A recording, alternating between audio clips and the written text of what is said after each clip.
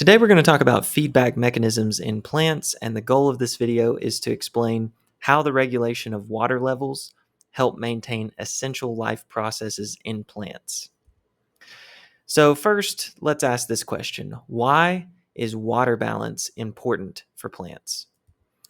Well, plants need water for essential life processes, such as photosynthesis. And plants obtain water from soil and lose water in a process called transpiration.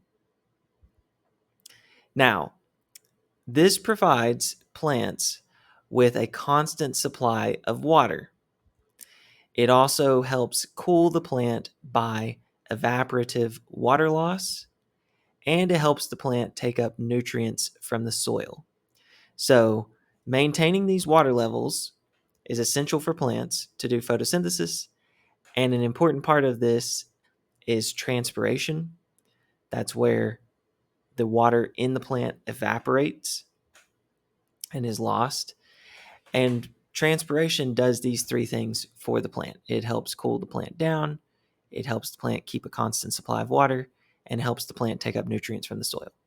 So that's why water balance is important. Also, if plants lose too much water, then they become dehydrated and they may die. So it's really important to get these water levels right. Okay, now, how do plants regulate how much water they lose? Well, water loss occurs through stomata, and these are little pores or little openings in a leaf. And the rate of water loss can be regulated by guard cells on both sides of the stoma, which open or close. So in this image at the bottom of the screen, you see two structures labeled G. Those are the guard cells, and S is the opening. So these guard cells can swell up or close. And when they swell up, the pore opens, and when they get kind of flappy, the pore closes. If the stomata is open, then the rate of transpiration increases. But if the stomata is closed, then the rate of transpiration decreases.